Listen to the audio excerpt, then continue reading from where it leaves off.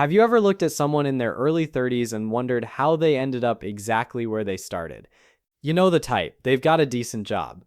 They're making decent money, and yet somehow they feel more financially trapped than they did 10 years ago.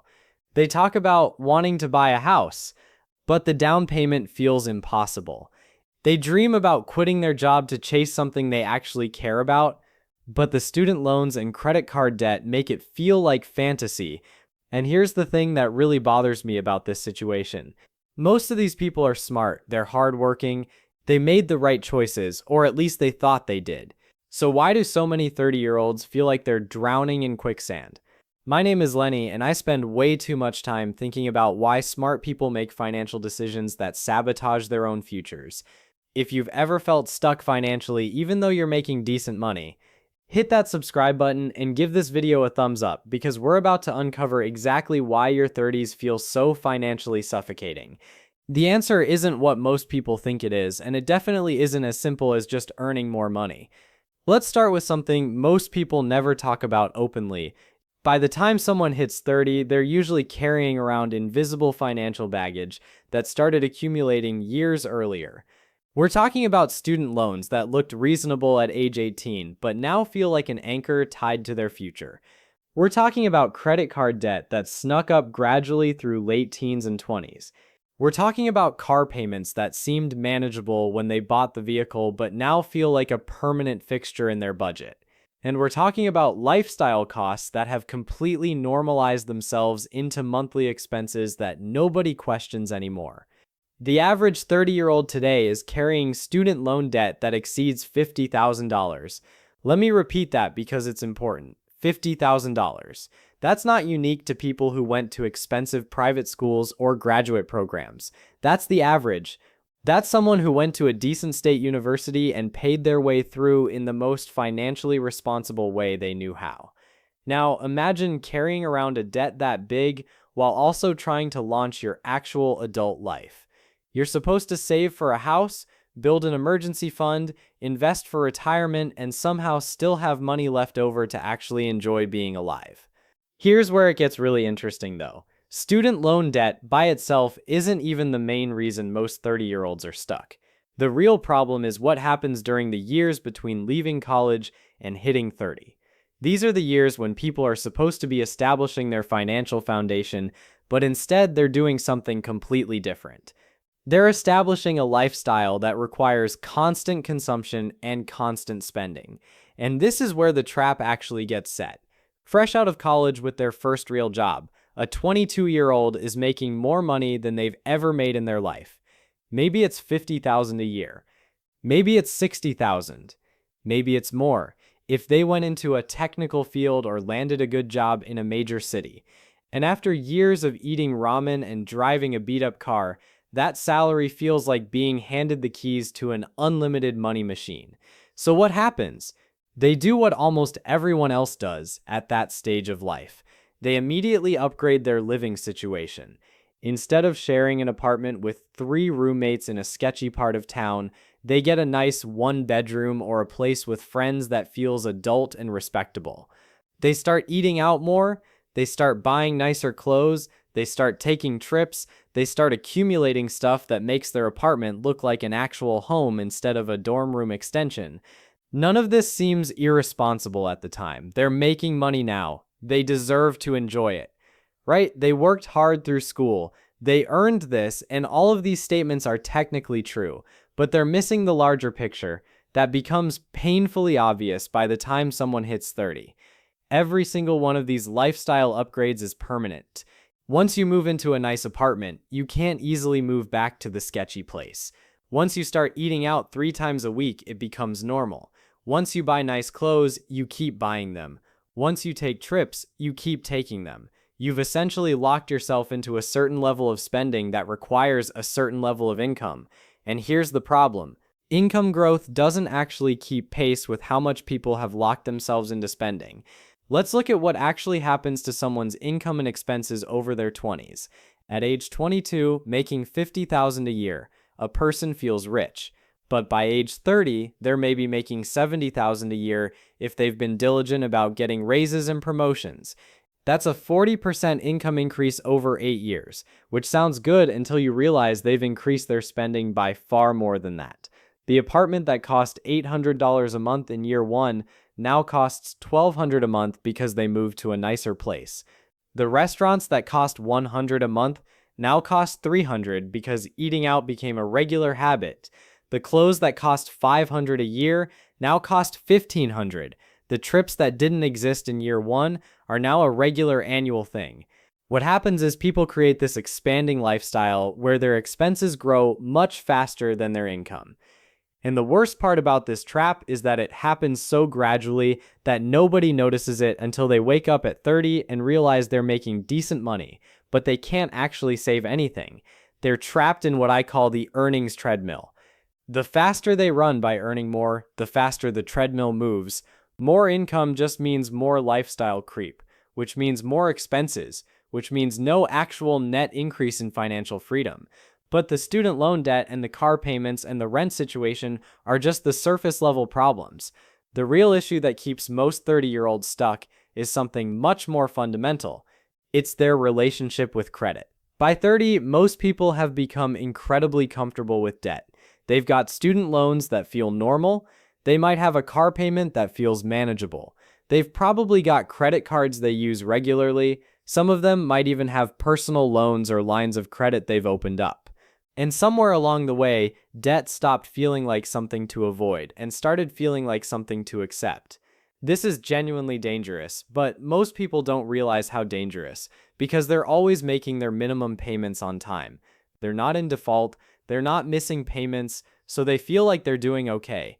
But they're completely missing the larger picture of what that debt is actually doing to their financial future. Let me give you specific numbers to make this real. Say someone is 30 years old.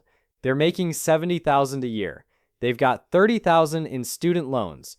They've got $800 a month car payment. They've got $3,000 in credit card debt. They've got a rent payment of $1,500 a month. When you add up all of their debt obligations and their housing costs, they're looking at roughly $2,800 a month in fixed debt payments and housing. That's 40% of their gross income. That's not even factoring in taxes, food, utilities, insurance, and all the other actual costs of living. Once you factor in taxes, which will eat up at least 20% of their income, they're left with roughly $3,400. Subtract their debt and housing payments, and we're down to $560 a month for everything else in their life.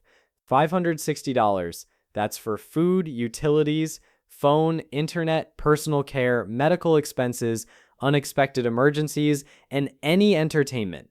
When you do the math like this, it becomes crystal clear why so many 30-year-olds feel stuck. They're not actually trapped because they're not making enough money. They're trapped because they're committed to paying for things that don't provide any long-term value. The student loans at least theoretically provided the education that's helping them earn their current income. But the car payment, the credit card debt, and the lifestyle inflation are pure wealth destruction disguised as normal adult life. Most 30-year-olds genuinely believe they're doing okay because they have money left in their checking account at the end of the month. What they don't realize is that having money left in your checking account doesn't mean you're building wealth. It just means you haven't maxed out your credit cards yet. The real problem is that by age 30, most people have created a financial structure that requires them to stay in whatever job they're in, making whatever money they're making indefinitely. If they want to quit and take a risk on something they actually care about, they can't because they've got thousands of dollars in fixed monthly obligations. If they want to invest in themselves through education or training, they can't because every dollar of surplus income is already allocated to debt payments. If they want to take time off, they can't because they've got to keep earning to keep the payments coming. I call this financial imprisonment, and it's one of the most overlooked problems facing people in their 30s. The bars on the cell are made of car payments and credit card debt and student loans and lifestyle expenses, but they're just as effective at limiting freedom as physical bars would be. The most frustrating part of this whole situation is that most 30-year-olds created their own trap completely unintentionally. They weren't trying to sabotage themselves, they were just doing what everyone around them was doing. They were living the script that society handed them. Go to college, rack up debt, get a job, spend your paycheck on lifestyle, accumulate more stuff, repeat. But here's where the situation gets even more complicated. The decisions that led to being stuck financially at 30 were mostly made in a person's 20s. And in your 20s, your brain is literally not fully developed. Your prefrontal cortex, which is responsible for long-term planning and understanding consequences, is still forming until you're about 25. So the worst financial decisions most people make happen when they're neurologically incapable of properly evaluating long-term consequences. They take on student loan debt at 18 while thinking about which parties to go to. They buy their first car at 22 while thinking about impressing people. They establish their eating and spending habits in their mid-20s while their brains are still developing. And by the time they hit 30 and their brain is finally fully mature, they look around and realize they've already mortgaged their future without even realizing it. The credit card problem deserves special attention because it's often the invisible killer in a 30-year-old's financial life. Credit cards aren't presented as debt, they're presented as convenience. They're presented as a way to build credit history. They're presented as a way to earn rewards on things you're already going to buy anyway. Nobody ever sits you down at 25 and explains that credit cards are literally the most effective tool ever invented for spending money you don't have. The interest rates are astronomical. The minimum payments are designed to keep you in debt as long as possible. The rewards programs are specifically engineered to make you spend more money than you otherwise would. The average person in their 30s has credit card debt around $3,000 to $5,000. That doesn't sound catastrophic until you realize what that actually costs. If you're carrying $5,000 in credit card debt at an average interest rate of 19%, you're paying just over $200 a month in interest alone. That's $2,400 a year that's going directly to interest instead of actually paying down your debt. Over 10 years, that $5,000 in original debt could cost you nearly $10,000 if you're just making minimum payments. And that's assuming you don't add any new charges to the cards, which almost everyone does. The psychological trap of credit card debt is particularly insidious because it fools people into thinking they're more wealthy than they actually are. You can carry credit cards in your wallet that make purchases feel painless and immediate. There's no cash leaving your hand. There's no visceral sense of spending. You just swipe and walk away. The bill comes later, often during a month, when you've already mentally allocated your income to other things. So you end up paying the minimum and rolling the balance forward, and suddenly you're 30 years old and you've been paying interest on 10-year-old purchases you don't even remember making. The housing situation amplifies all of this significantly. In the past, 30-year-olds who were earning decent money could actually think about buying a house. That was an achievable goal. But today, that goal feels completely out of reach for most people in their 30s. Housing prices have exploded while incomes have grown slowly. The down payment required seems impossible when you're already carrying student loans and car payments and credit card debt. So what happens? Many 30-year-olds give up on the idea of building equity and just accept that they'll be renting forever. They pay $1,500 or $2,000 a month in rent with absolutely nothing to show for it at the end. No equity, no asset, nothing. They're just buying the right to occupy a space, and that money disappears the moment it leaves their account.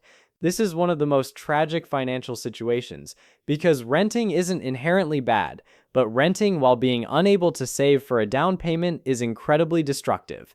A 30-year-old who accepted a lower lifestyle 15 years ago could have owned their home by now. Instead, they spent decades enriching their landlord while accumulating zero assets. Meanwhile, they're watching slightly older people who made different choices 10 years ago now sitting on home equity worth hundreds of thousands of dollars. The retirement situation is equally bleak for most 30-year-olds, though many of them don't even realize how bleak it is yet. If your 20s were spent establishing a lifestyle that requires constant spending, you probably didn't do much saving for retirement. And even if you did open a retirement account, you likely contributed minimally because every dollar was already allocated to other things. So now at 30, you're looking at retirement accounts that have very little in them, and you've got 35 more years of work stretching in front of you. The power of compound growth is real, and starting retirement savings early is phenomenally powerful.